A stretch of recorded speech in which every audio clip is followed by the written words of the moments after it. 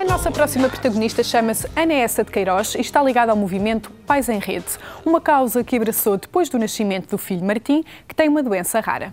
Vamos conhecê-los.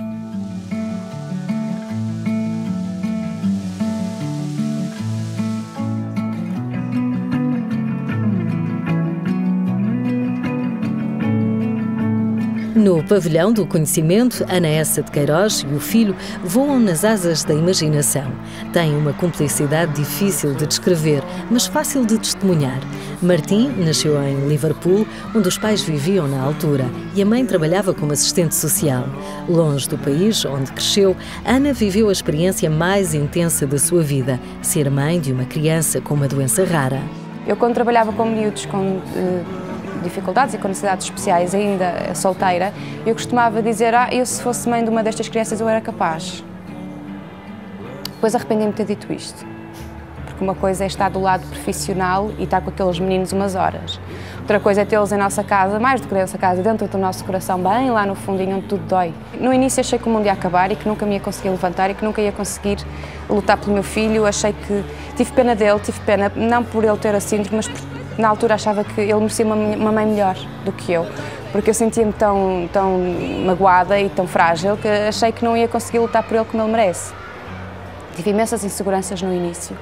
Pensei, podias ter nascido noutra casa, com outra mãe que lutasse por ti, que fizesse por ti. Eu na altura sentia que não era capaz. Mas também esse período não durou muito. Como um eco, a frase "um medo enfrentado é um medo derrotado" fez-se ouvir na cabeça de Ana, que decidiu lutar pelo filho. Martim nasceu prematuro e com um ano de idade pesava apenas 6 quilos.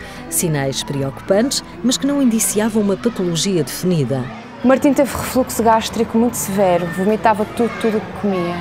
Eu costumo dizer que o Martim, o primeiro ano de vida, foi alimentado por amor, porque de leite não foi. Até que eu um dia, de desespero, barriquei-me no hospital e disse-me que não saía de lá enquanto não me dissessem o que é que o meu filho tinha. Que não o ia levar para casa e que punha uma tenda à porta do hospital se fosse preciso, mas eu não ia sair dali enquanto não me dessem uma resposta, porque eu sabia que alguma coisa não estava bem. E foi quando o médico que me atendeu me levou a sério e internou o Martim para testes. Também havia uma questão dos testículos não terem descido, havia a questão dele ser muito pequeno, mesmo o tamanho da cabeça não crescia.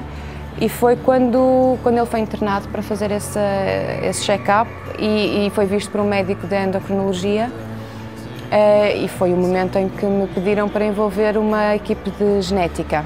A persistência e a pressão de Ana junto dos médicos resultaram num diagnóstico preciso: síndrome de Cornélia de Lange, uma doença genética que, no caso de Martim, para além das características físicas, tem autismo associado e se reflete em dificuldades de comunicação e atraso cognitivo. Aquela criança que eu idealizei, que eu tinha na minha cabeça, deixou de existir e nasceu outra.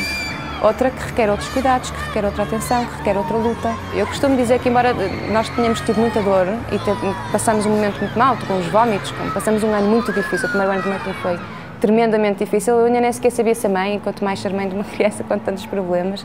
Nunca deixamos de gozar o Martim. Nunca deixamos de brincar com ele, de nos rir. Temos os momentos que os outros pais têm com as crianças, de enfiá-lo na nossa cama, de o encher de mimos, de vibrar quando ele gatinhou, de vibrar quando ele comeu a primeira coisa. Nós, no fundo, ao mesmo tempo que sofremos muito, também vivemos muitas alegrias. Não deixamos que a nossa dor fosse afetar esse momento tão especial na vida das pessoas, que é o primeiro ano de vida de um filho, não é? No dia do nascimento de Martim, nasceu também uma nova Ana, decidida a encontrar os melhores terapeutas e escolas para o filho. De Inglaterra voou com a família até à Grécia, país de origem do marido, e em 2009 regressaram a Portugal. Numa pesquisa na internet, cruzou-se com o projeto Pais em Rede e tornou-se voluntária deste movimento cívico criado para defender direitos e dignificar a vida das pessoas com deficiência. Eu invisto muito no Martim e tento investir o que posso e o que sei, mas também sinto que tenho a obrigação de trabalhar a sociedade e as instituições.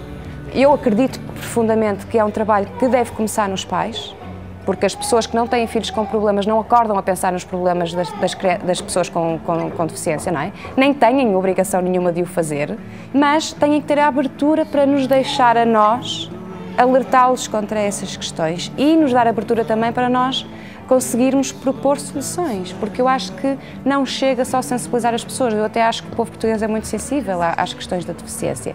As pessoas sensibilizam-se realmente, mas não chega a sensibilizar as pessoas, nós temos que apresentar soluções. A falta de confiança da sociedade nas pessoas com deficiência é o que mais a assusta, mas acredita na mudança que deve ser potenciada por todos. Há 1 ano e meio decidiu voltar a ser mãe. Foi a melhor decisão que eu tomei na vida, a seguir à do Martim, foi ter o Filipe, sem dúvida nenhuma. Não tive muito medo, não. Tive fé, achei que nunca ia acontecer, que aquele bebê ia nascer saudável, gordo, grande e ia comer sozinho, que eram os problemas que eu tinha com o Martim. Equilibrou muito, muito, não vou dizer que não. É verdade, de repente, sentir que quando vou ao parque, eu tenho 2 filhos e não olham só para o Martim, também sou a mãe do Filipe. Dá um equilíbrio, eu sei o que é ser mãe de uma criança que não tem esse estigma. Há pais que dizem que acham que ter um segundo filho, que é um bocado, que não é justo, porque estamos a fazer, porque compensa o outro e isso levanta problemas éticos. Eu não me interessa nada disso, eu adorei ter um segundo filho, eu ainda quero ter um terceiro. É verdade que o Filipe me ajudou, não foi por isso que eu tive. Eu não tive o Filipe para compensar o Martim, eu tive o Filipe porque queria outro filho. Não vou permitir que medo nenhum me impeça de ter a família que eu quero. E quero ter mais, eu ainda quero ter outro. Chame-me louca, chame-me o que quiserem, eu ainda quero ter outro, eu adoro ser mãe. A determinação de Ana talvez seja uma herança do trisavô, o escritor Eça de Queiroz. E, tal como ele deixou uma marca inabalável na literatura portuguesa, Ana quer também fazer a diferença na área social.